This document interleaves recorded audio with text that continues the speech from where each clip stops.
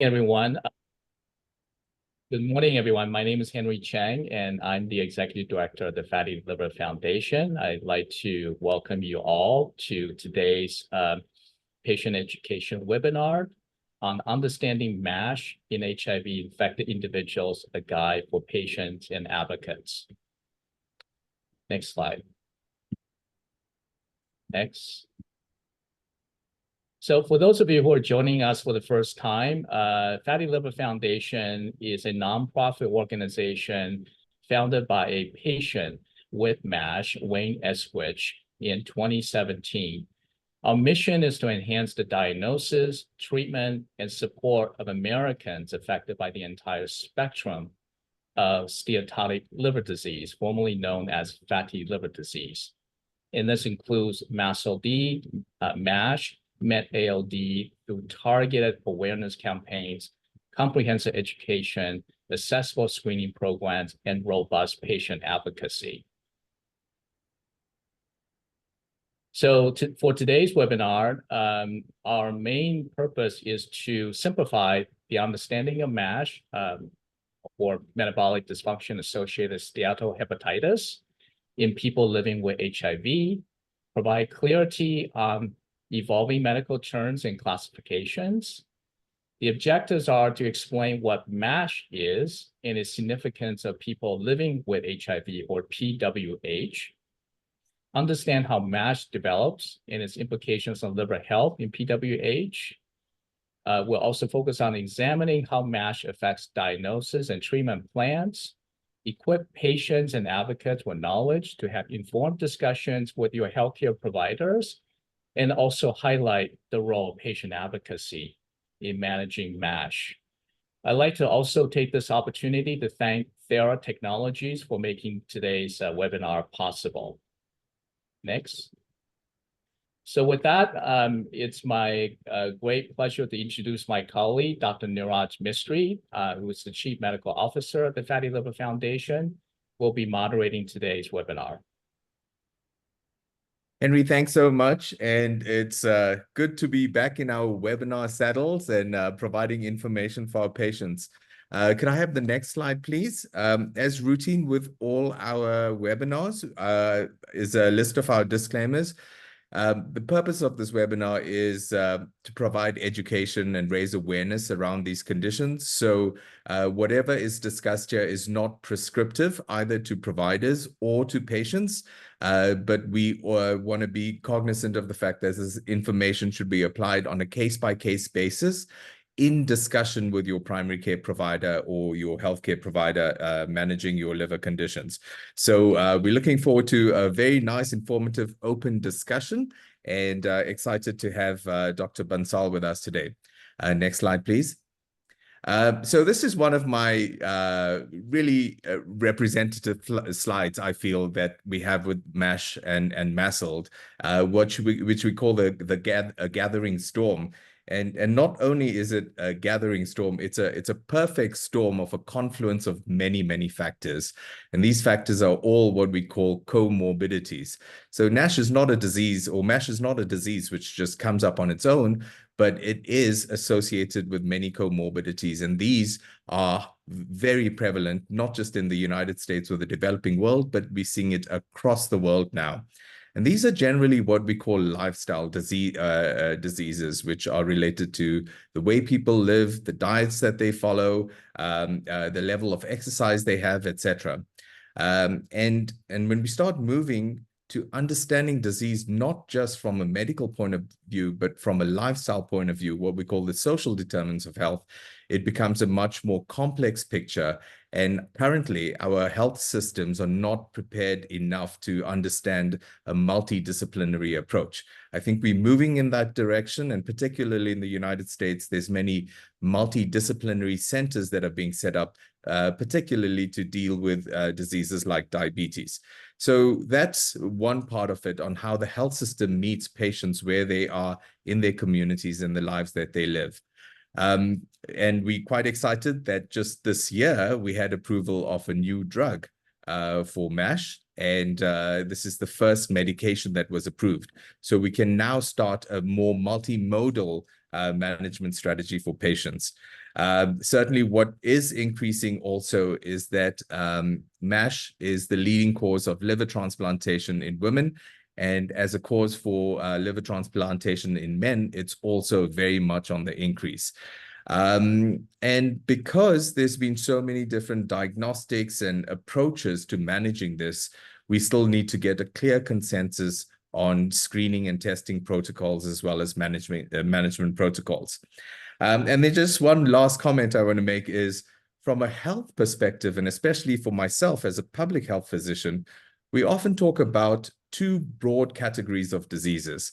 We talk about non-communicable diseases, what we just spoke about, and then we speak about communicable diseases or infectious diseases. And we keep those in those two separate camps. What's really interesting about today's webinar is we're taking HIV, which is a communicable or infectious disease, and we're drawing that link with MASH and MASLD, which is a non-communicable disease. And so seeing how those two intersect. Okay, so that's it from my end, and I'm delighted to be introducing Dr. Bansal. We've had such excellent engagements with her. Dr. Bansal has been a valued faculty member at Mount Sinai since 2001, where she's led an NIH-funded research program focusing on liver fibrosis, particularly in people living with HIV. It's wonderful that we have such deep expertise in different disciplines within medicine, but to find different disciplines in one individual is amazing. And Dr. Bansal certainly typifies that. She's held key positions and leadership roles at Mount Sinai, including Transplant Hepatology Fellowship Director, Medical Director of Hospital-Based Clinics, and Vice President of Population Health for Quality and Efficiency. She's been pivotal in enhancing clinical care and advancing patient health initiatives.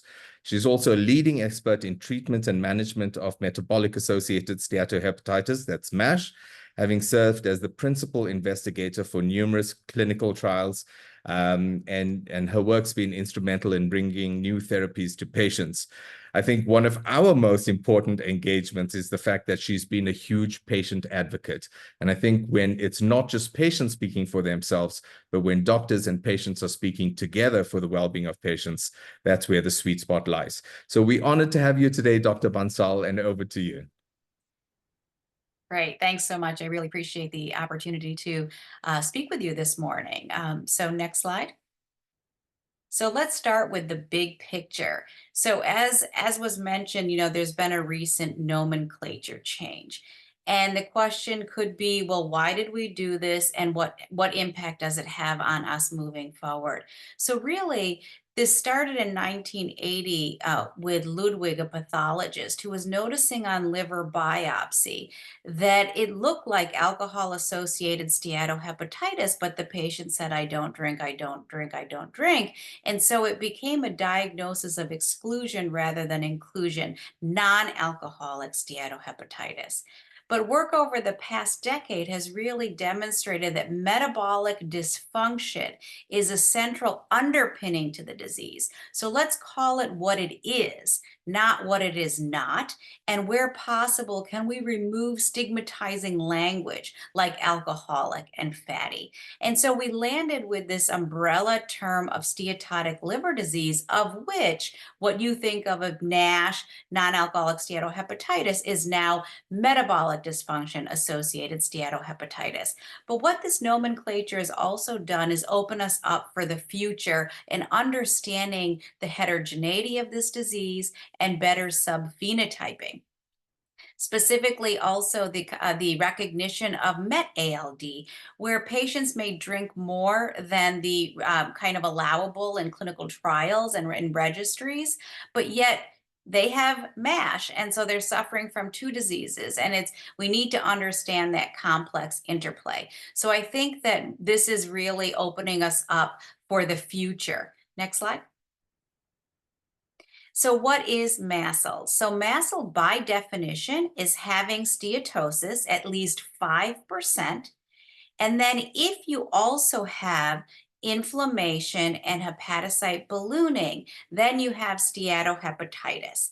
So steatosis alone, mast cell, among that, when you also have inflammation and ballooning, that is steatohepatitis or MASH.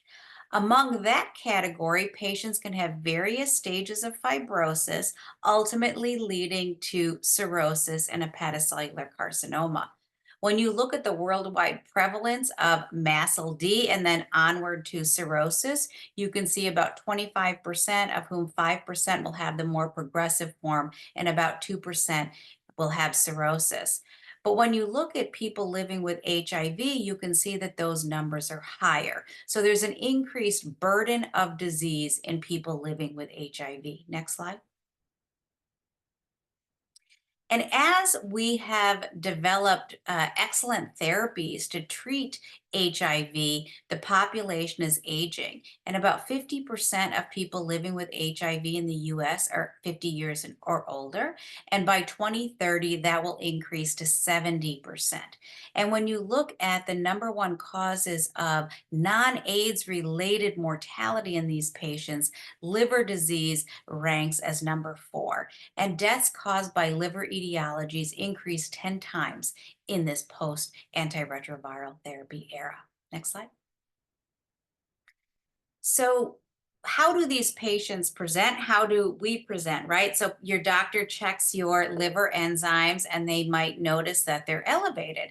And when you look at patients with HIV monoinfection, so removing hepatitis B and hepatitis C, which is common because of common modes of transmission in some cases, patients with HIV monoinfection, approximately 15% will have an elevated ALT and 20% elevated AST.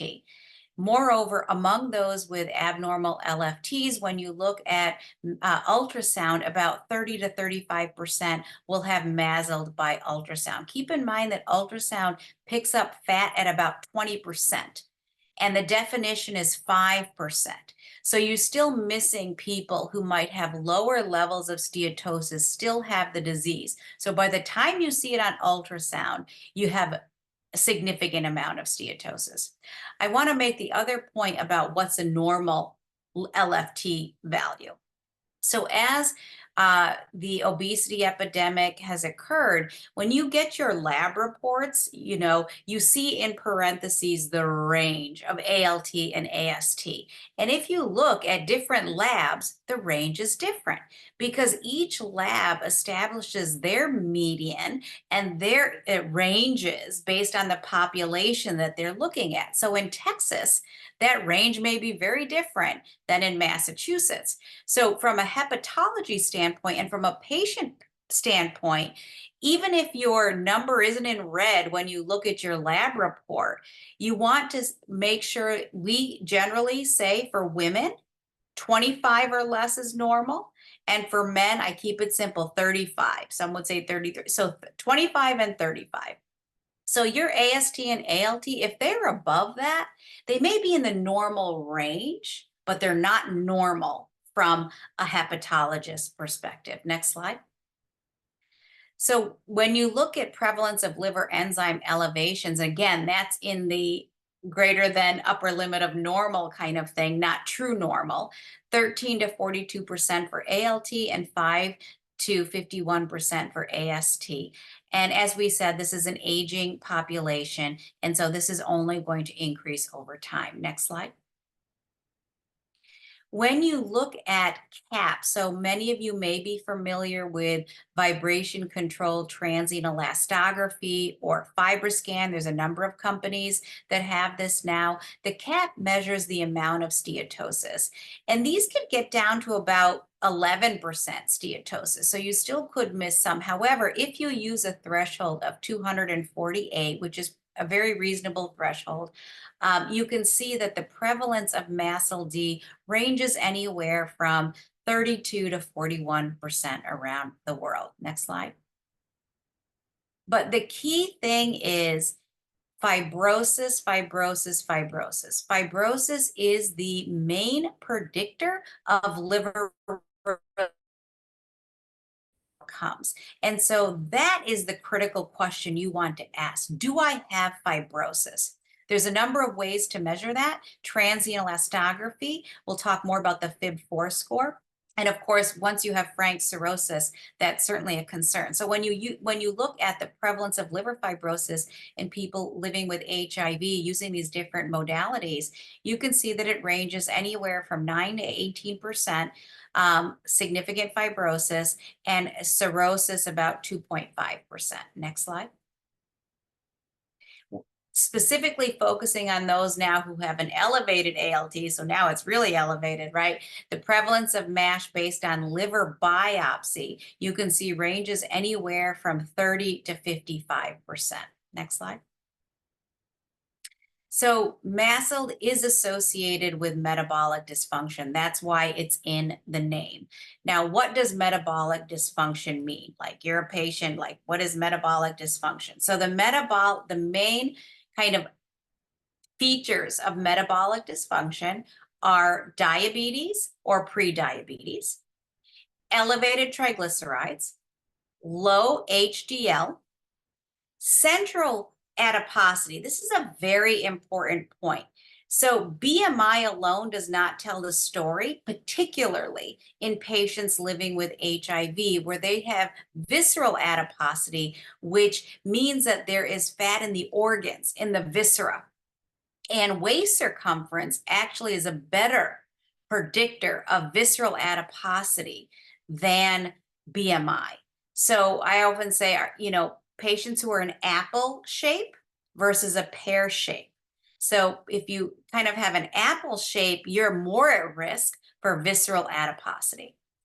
MASLD is the most common reason for liver enzyme elevations in people living with HIV. If you remove co-infection with hepatitis B and C, can cause liver inflammation and damage, and can lead to liver complications, including cirrhosis, liver failure, and liver cancer. And they're more frequent and more severe, and we'll get into some of the reasons why in people living with HIV. Next slide. So how does liver disease maybe progress more or faster in older adults with HIV? So you have the universal factors that we talked about: abdominal obesity, insulin resistance, diabetes. Just like the rest of the population, people living with HIV, these are all increasing in prevalence. Some of the medications you may be taking also exacerbate these conditions, but you have metabolic risk factors. And then, of course, patient-related risk factors, the use of alcohol, other illicit drugs, kind of a poor diet, and we'll get into that a little bit more, lack of exercise, maybe some change in the bacteria in your gut.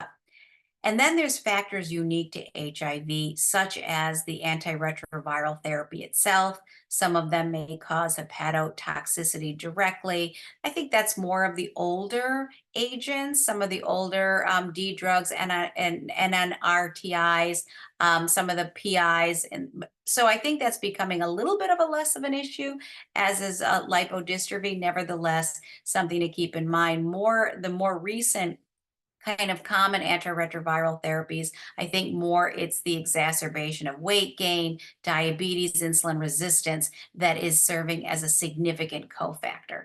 And then there's direct effects of HIV itself on the liver cells, on the macrophages that kind of secrete a lot of inflammatory mediators, and then the stellate cell itself, which is the cell that actually lays down the fibrosis. So anything that's tickling that cell is going to be a problem. Next slide. But we must remember that this is a multi-system disease. We can't just say, okay, it's just my liver. No, it's affecting your entire body. And so we need to take a multidisciplinary, multi-system approach and think about metabolic health overall. Next slide.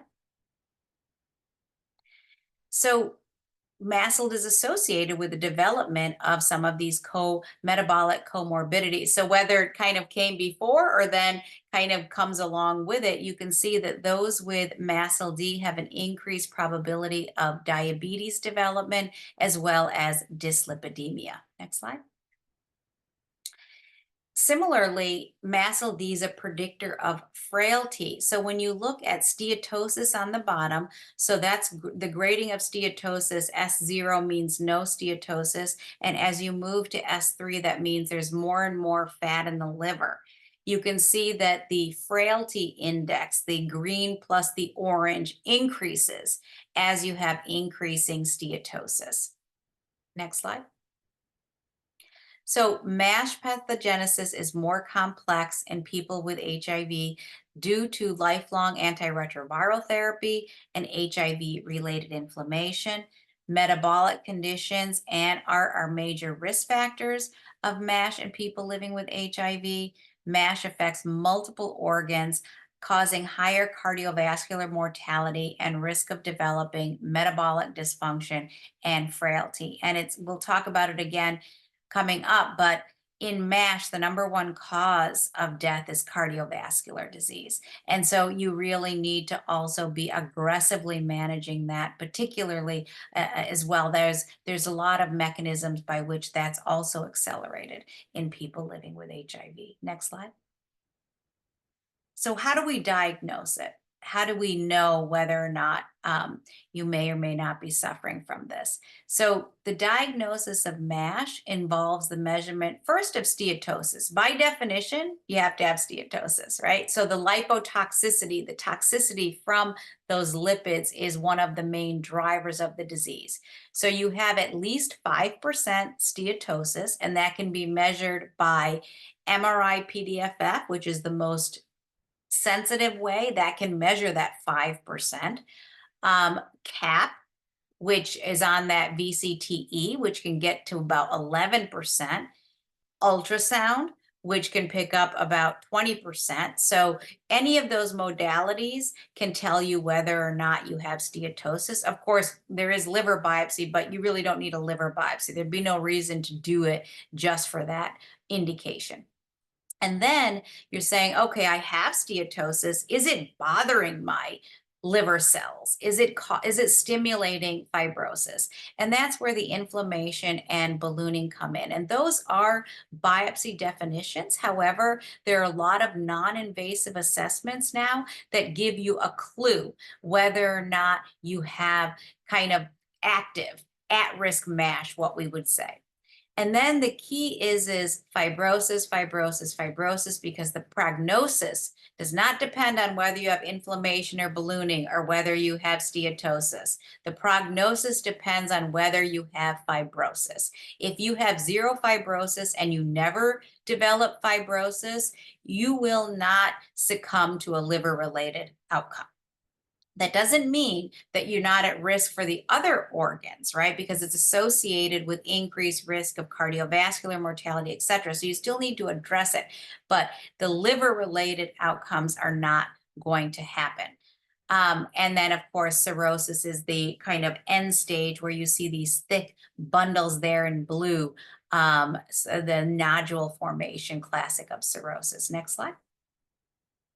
So we don't do liver biopsy to make this diagnosis unless I'm not sure of the diagnosis. I'm not sure there's some inconsistencies. I'm not sure there may be autoimmune hepatitis. There may be Wilson's disease. Something else might be going on.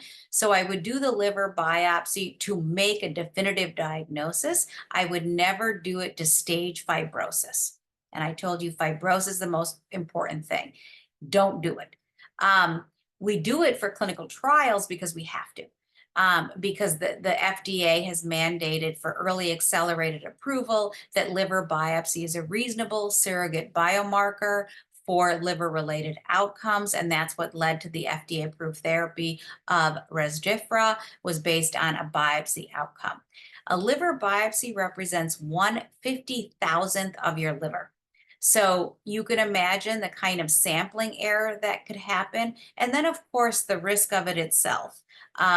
We always say when we're doing a liver biopsy, check your own pulse, because no physician actually wants to do this. They're always worried that they're going to have a complication, and we try not to do it. If your doctor recommends, it's because they feel that the risk-benefit ratio favors doing it. So we don't take doing them lightly. We do it because we're really not sure. And of course,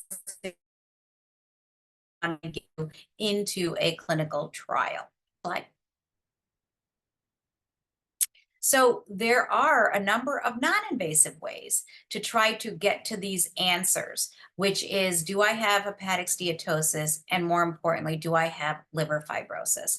So they span from serum, kind of blood-based tests, to more physical imaging-based tests, elastography. So starting with the serum biomarkers, there's some simple ones, and I would say FIB-4, the fibrosis 4 score, which includes age, AST, ALT, and platelets, is taking on as kind of the simplest thing, and most people have had those blood tests done anyway. So it's just math. It's just putting it into a calculator. You can calculate your own. You can look in your My Chart or whatever and calculate your FIB-4, and you should know what your FIB-4 is. And we'll get to that in a moment.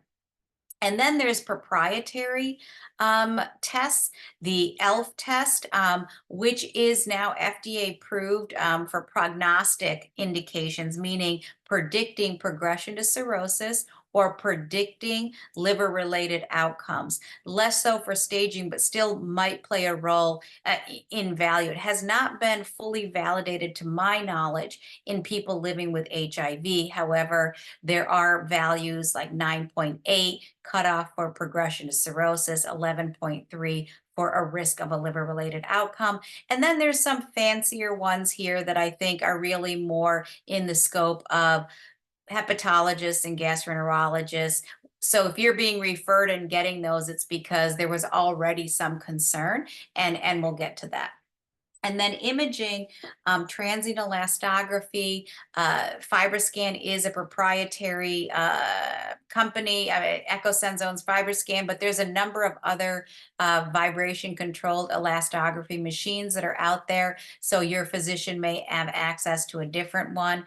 Shear wave elastography is done by ultrasound, often in radiology suites or groups.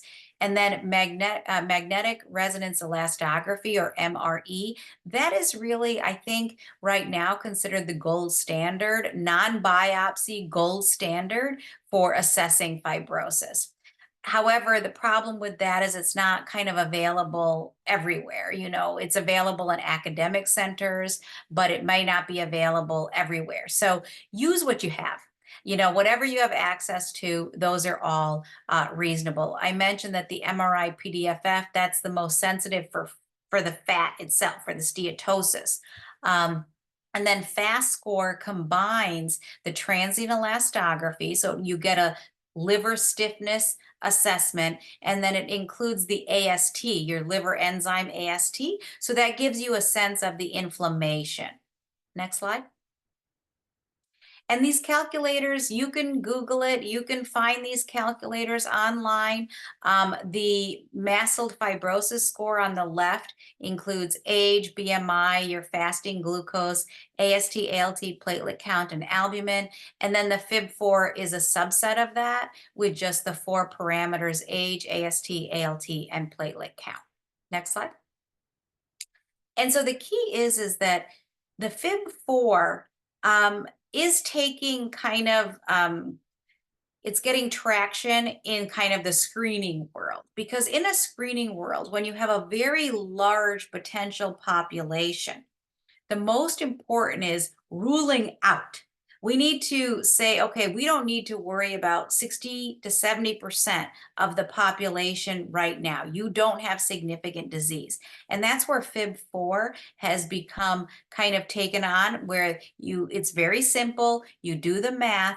If your FIB-4 score is less than 1.3, it has a 95% negative predictive value. So you're not likely to have significant fibrosis at this time. I want to make the point that it's not a one and done thing, right? Fibrosis, you want to be monitoring, because actually longitudinal changes over time are more important than any single assessment. Are you a rapid fibroser? Are things kind of accumulating quickly? Some people will never progress, and some people will progress quickly. So I say to my patients, I don't know your slope yet. I need to see what's happening over time. So this is something that you can easily calculate every year and say it's staying the same or it's galloping away. And then for a rule in, this test is not designed as a rule in, but if you use a higher cutoff of 2.67, there's a 75% positive predictive value, but then you need additional assessments. You need to see a hepatologist at that point. Next slide. So how do these perform when you compare to liver histology in with HIV monoinfection? So the area under the curves, I don't have that here. Okay, so the negative predictive value you can see is 80 for the FIB4 and 82 for the mast cell fibrosis score. So those are pretty good, again, for ruling out. You can see the positive predictive values are not as good, but that's not what they were designed to do. They were designed to rule out, and now we have much fancier. That's when, if you've ruled out and you're in that, that's when you go to the specialist. And then we use the FAST score. We might use an MRE. We may do all these different non-invasive scores, but that's really then in the realm of the specialist. Next slide. And then how about the performance to detect significant steatosis? So as I mentioned, the MRI-PDFF greater than 5%, that is kind of considered the gold standard for steatosis. So if you have a cap of 285, then there's a pretty good chance that you have steatosis that meets that criteria.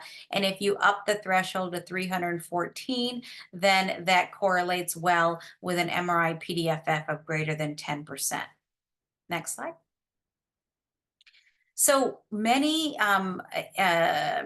societies, AGA, ASLD, EASL, endocrinology, and this is the European endocrinology group, I'm sorry, the European AIDS Clinical Society, where you are a person living with HIV and you have the risk factors, whether that be obesity, metabolic syndrome, persistent elevation of liver enzymes, exposure to D drugs, then you want to calculate your FIB4 score or your mast cell fibrosis score.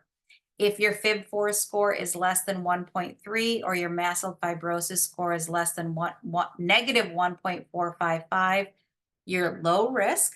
And we'll talk about how to manage the other things with lifestyle, etc. But you want to focus on lifestyle, your other organs, and monitor it over time. If, however, you're kind of in this 1.3 to 2.67, that means, we're not sure. We need something else. That's the gray zone, the indeterminate zone. And that's when you want to get an ELF test if it's available to you, or an elastography. The ARFI is the shear wave that you do with ultrasound. So whatever you have access to, that's what you want to get. Just get something. And then a FIB4 greater than 2.67 or the mast cell fibrosis score greater than 0.675, then you head to see your local hepatologist or gastroenterologist. And that's when they will do more significant assessments. Next slide.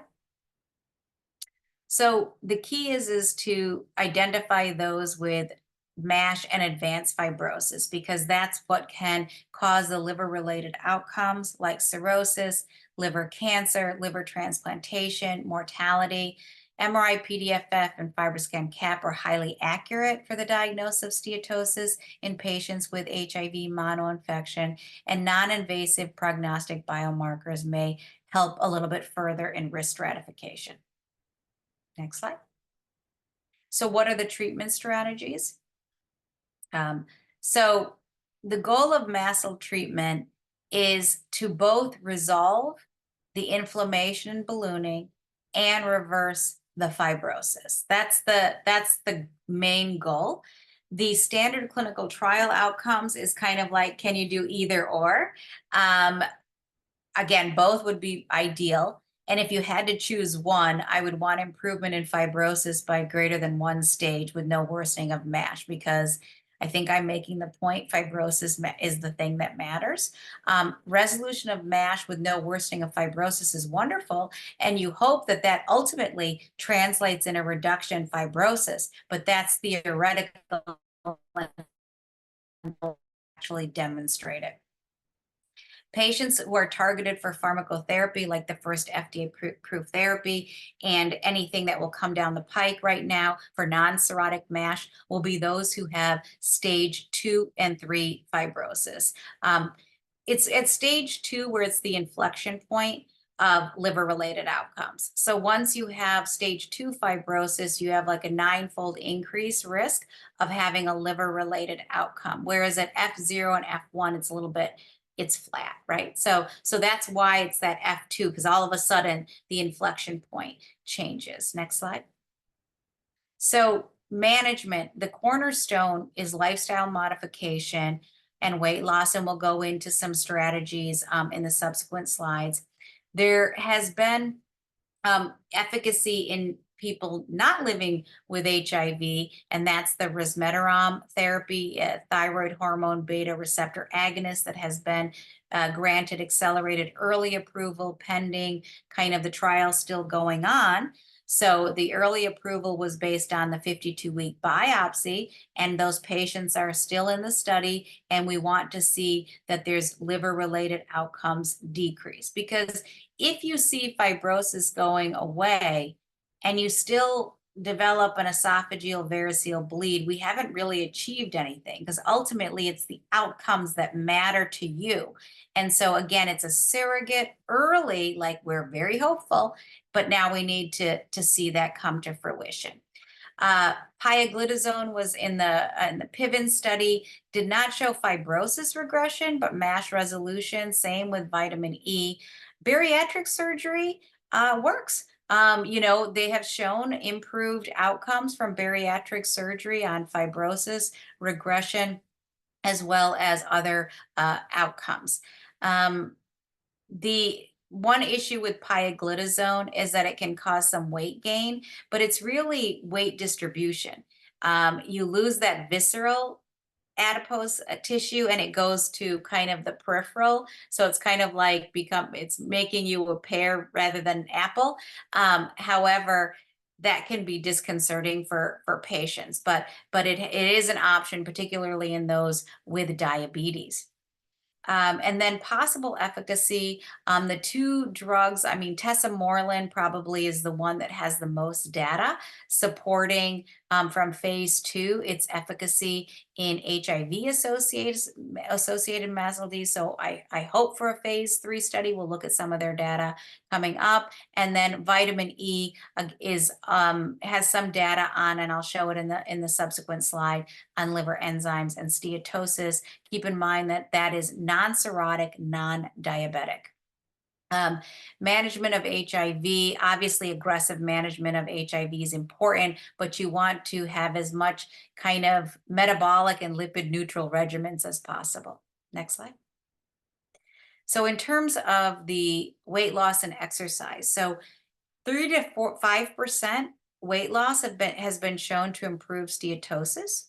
7 to 10% improves most histopathology, including fibrosis. So everybody says if you lose at least 10% of your body weight, then you can see fibrosis regression. Exercise is absolutely critical. Exercise, even in the absence of weight loss, improves both liver and cardiovascular related mortality. So exercise is so critical for overall health, and just will cover everything. So don't be discouraged if it's not resulting in weight loss. It's still absolutely important. And when we talk about exercise, we're talking about kind of 150 minutes a week of moderate intensity, getting your heart rate up there, aerobic activity, and then can't forget the muscles. The muscles are really important. So 2 to 3 times per week, resistance training. And this doesn't mean you got to go and, start pumping iron. Resistance bands, those types of things are fine. And then we mentioned bariatric surgery for those who meet indications for bariatric surgery. So you're not getting bariatric surgery to treat your MASH. MASH, you're getting bariatric surgery because you meet criteria based on BMI and metabolic risk factors, and decreasing your overall intake by 500 to 1,000 calories per day. Next slide. And then we talk about the Mediterranean diet as the diet that is recommended. And those are low in saturated and trans fat. I just think farm to table, your plate should be mostly vegetables, lean fish and meat, and then healthy oils like extra virgin olive oil, healthy oils like avocados, etc. And you want to limit meats, red meat, sweets. Yeah, next slide. Now, I mentioned that the #1 cause of death from MASH is cardiovascular. And so it's really important to have very aggressive management of your cholesterol. And statins are recommended for reducing cardiovascular risk. Again, we're not treating the MASH, we're treating the cardiovascular disease. But the key is that if your liver enzymes are slightly elevated, your physician may be reticent. They should not be. Statins are extremely safe in patients with liver disease, and in fact, is being studied in patients with cirrhosis. So if your cholesterol is high and you say to your physician and you want to calculate your atherosclerotic CVD risk score, so that's also an online calculator.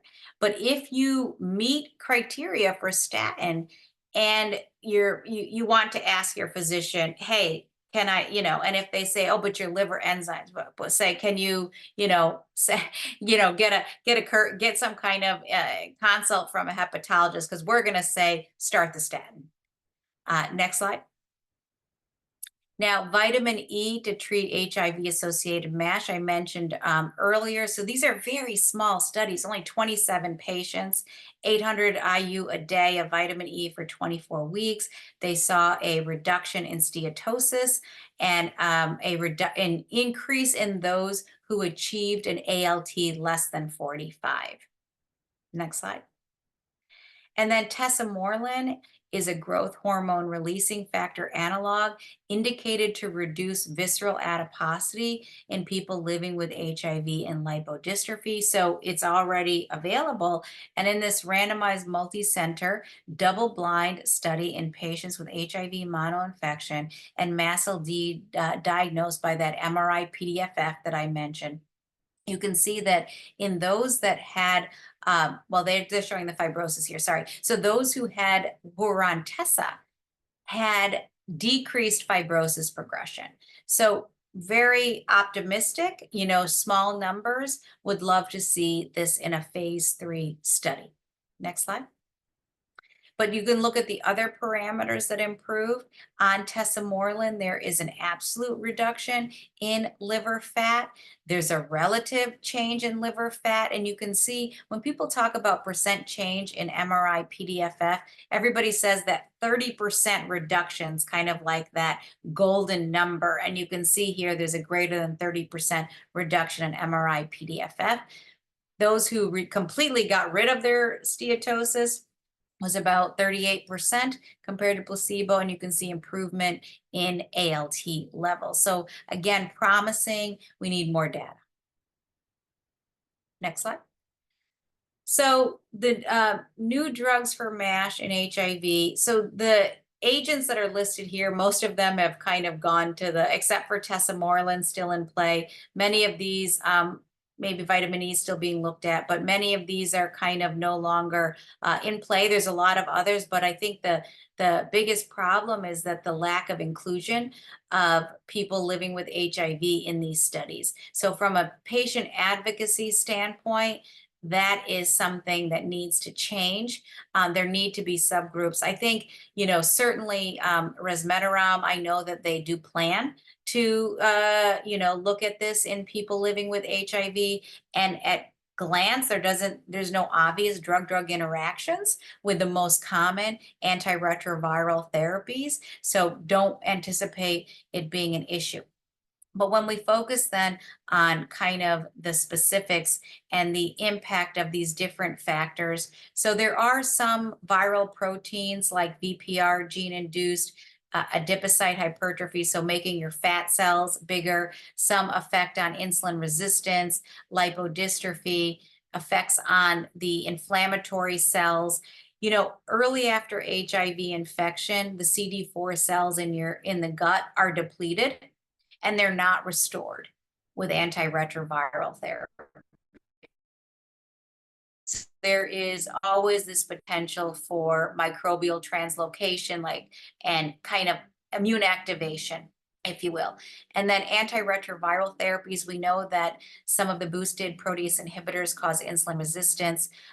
The integrase inhibitors cause weight gain. There is some mitochondrial toxicity from the first generation NRTIs. I don't think that's as much of a issue now because I think D drugs are, kind of not being initiated for sure. And then obviously then factors that everybody has to deal with, like obesity, inadequate diet, sedentary lifestyle. And we didn't get into genetic factors, but there are certain genetic factors, particularly in the Hispanic population, the PNPLA3 SNP, that is associated with an increased risk of Maslin fibrosis. Next slide. So the key takeaways are that lifestyle modifications and weight reduction are critical, cornerstone for the treatment of MASLD. That starts now. Pharmacotherapy should be reserved for individuals with MASH, particularly those with significant fibrosis or at risk of progression. And HIV-associated MASLD, vitamin E, and tesamorelin have demonstrated possible efficacy in phase 2 trials, so we look forward to more data. Next slide. Great. Thank you. Thank you, Dr. Bansal. That was a lot of information, and I think you sort of broke it down really nicely for us. When I was teaching at Georgetown University, it's a good university with a Jesuit tradition. There was a lovely motto, which was cura personalis, which meant take care of the whole patient or the whole person. And I think, us moving away from managing a disease in a patient, but to understand patients are a collection of diseases sometimes with risk factors and lifestyle is really important. And I think you brought that together really well.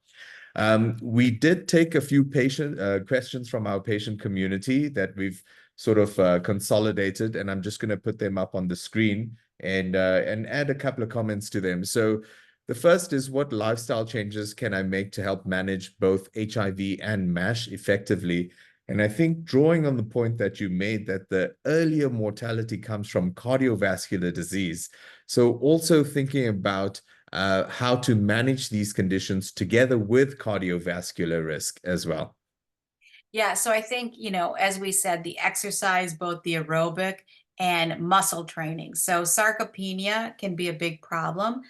And we know that the muscles are really important for lipotoxicity, insulin resistance. So exercise, as I said, 150, and that's harping your heart too, right? And in terms of the Mediterranean diet, that's heart healthy too. So I always say to the patients, what's good for your heart is also good for your liver, generally speaking.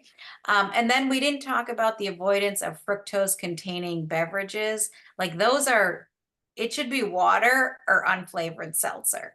Those are your drinks, and black coffee. So coffee has beneficial effects for the liver. And so you really want to, even 3 cups a day. We say black coffee, not because adding milk will disrupt the positive benefits, but you don't want to have a high caloric drink now. And, so you don't want to have like coffee with your cream. You want to have, so we say black coffee so that people get the message that, okay, if I want to add a little milk, that's fine. So I think those are the keys. And, it's not about just do what works for you that you will stick with. Because, we can talk about, some people, intermittent fasting is great. Some people, it doesn't matter how you do it. It's just that you do it. Excellent. And sticking to a regimen and being disciplined about it is the more important thing than finding the perfect regimen, right? Let's go to our next question, which is, how does living with HIV increase my risk for developing NASH? and what can I do to monitor my liver health? And I want to draw attention to the fact that coming back to disciplinary specialization in medicine, doctors and specialists are very focused in their areas. And we've had many a time where patients came to us and said, my primary care physician has never heard about this. How do I get them to know more? And likewise, specialists in different disease areas might not know about it. So how can a patient be more involved in monitoring their liver health together with their HIV physician or any other physician for that matter? Yeah, I mean, I think that, know your FIB4.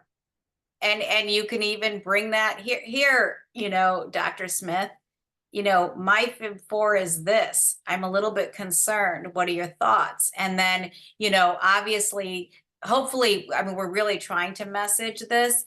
And it's not that FIB4 is perfect. It's not perfect, but usually you have those labs. That's the thing. And so you have the power to just put in the math, put in the calculator, and see what your FIB4 is. So when you're living with HIV, right, you have like what the rest of the country has: obesity, diabetes, because of our sedentary lifestyle, etc. And then you have some additional synergistic factors because of the medicine that you take may kind of add to some of those comorbidities. And then, as we mentioned, some factors that are specific to HIV itself. But I think that those are all able to be overcome with the same strategy of lifestyle modifications. And of course, as we get therapies on the market for those living with HIV that are liver targeted, that will help. I should mention there was a slim liver study, so the semaglutide GLP-1s in people living with HIV. It's just an early phase 2 study, so we don't know yet if there's any fight. It was just looking at steatosis and liver enzymes. So there's certainly potentials if you need a GLP-1 for your diabetes and for obesity. We don't have any fibrosis data yet, but certainly MASH resolution has been shown in their studies. So so that may be an approach. You're targeting your upstream factors, right? You're targeting your obesity, diabetes with an agent that has been shown to be good for your heart, good for your kidneys, And that's something we've always advocated for, that part of the prevention of MASH and MASLD is taking care of the comorbidities, effective management of that. Right. I do want to ask though, so most people after the age of 40, let's hope, go for an annual physical. And at that time, if they have their liver function drawn, they can sort of nudge their doctor or even do the FIB4 calculation themselves. With people living with HIV, would that be sufficient? And I know each case is different and we're not sort of making a solid recommendation, but would an annual screening of that be appropriate as well? Yep. Okay. Again, it's changes over time. Right. Is it like just kind of solidly there? Again, it's not perfect, but it's a pretty good way to start. And if you have access to a VCTE or some kind of elastography, certainly if your FIB4 is greater than 1.3, that would be, you could ask, hey, can I be referred for that? And then only if that's abnormal do you need to see a liver specialist. Okay. And so that's the first step, and then there's an entire cascade that can follow, but at least that's our early warning sign or red flag. Let's go to the next question. So we often talk about MASLD and MASH as the silent disease. Is there anything that a person living with HIV should be on the lookout for that might then say, oh, maybe I need to go in for this blood test or calculate the FIB4? Is there anything that they should look out for? Unfortunately, it's kind of fatigue. It's symptoms that are hard to pinpoint directly as coming from the liver. But certainly patients with liver disease report more fatigue, more prurite, like itching.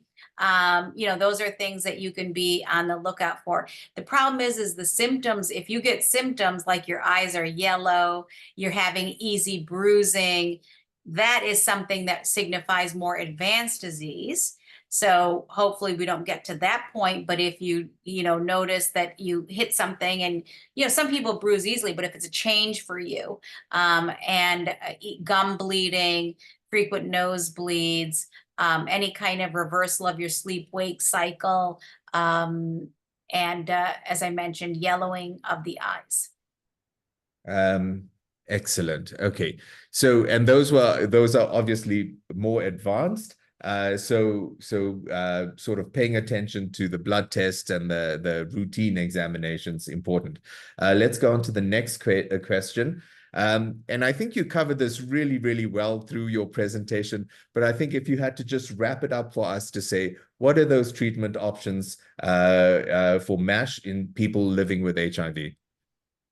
So nothing has been studied specifically. Nothing is proven for MASH in people living with HIV. We just have some phase 2 data, but it's not something that you can say. Phase 2 data is like 27 patients. Phase 3 data is 2,000 patients. So we have to be very careful of translating phase 2 to phase 3 data. So right now, for people living with HIV, it's managing the comorbidities. So being put on a statin if you have indications for such, and then the exercise lifestyle, and again, managing those to a T. There's no liver-directed approved therapy for MASH in people living with HIV. Okay. Okay. That's great. Let's move to our next question.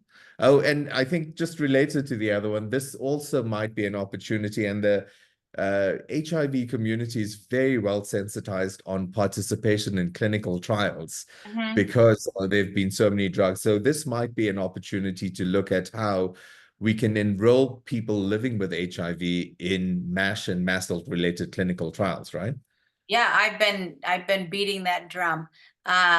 So I think that because there were so many therapies that failed, there's, kind of someone had to get over the finish line, I think, and hopefully, just kind of the concern that like something could happen. And, even though there's no logical reason to suspect that, but I think now hopefully you'll start to see, certainly resmetirom needs to be studied in people living with HIV, and I know the company has said that they do intend to do that, and so that'll be a start. But a drug like Tessa, it's already used in people, so there should be no concern, right? It's used in people living with HIV, so let's get that a phase 3 study. I mean, Dr. Bansal, can I ask, is your center at Mount Sinai conducting any of these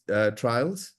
Yeah, pretty much all of them. Yeah, we have all the, I'm PI for all the Madrigal studies, the resmetirom, Novo, semaglutide, Eli Lilly, tirzepatide, Akero, FGF21s. We have the GSK, SIR. So yeah, we have them all. We do them all. So certainly we could use you then as a referral center if we have within our patient community people living with HIV and Absolutely. also have. Okay. But the only problem is they won't meet inclusion criteria right now. But if we enroll them in our registry, we kind of have them ready to go as soon as we, and I plan, investigator initiated studies. Okay, that's a really important resource for us. Let's go to the next question. I think we covered this question quite well, and we have a minute and a half left. So with that, Dr. Bansal, I want to thank you so much, but I do want to ask, are there any final take-homes that you have for our patient community? I mean, lifestyle modification should not be, dismissed. And even if it doesn't translate into weight loss, and that can be discouraging, there's still tremendous benefits to them. So that should keep on going. Know your FIB4, advocate for yourself with your physician. If you know your FIB4, they will know your FIB4. Excellent. I think that sums it up really, really well. For all of you who joined us today or who will be watching this on our YouTube channel, it will be available immediately after this webinar. I also want to point out to the resources we have, which is information on our Fatty Liver Foundation website, together with our partner organization, Sober Livers. And there's certainly overlap. And what we often say is there are many etiologies, but there is one patient journey, and we have this sense of solidarity as all of our patients go on this journey to provide that care and support to them. And within that, we have the Wellness League, which is a resource and an online community for patients to get more information about MASLD and MASH, together with all the comorbidities, as well as find resources where they can get help and support based on their zip code, not just to hepatologists and primary care physicians, but dietitians, nutritionists, physiotherapists, occupational therapists, etc. So definitely check out those resources. And with that, thank you all for joining. Thank you again, Dr. Bansal, and everyone have a wonderful day. Thank you. Cheers. Bye.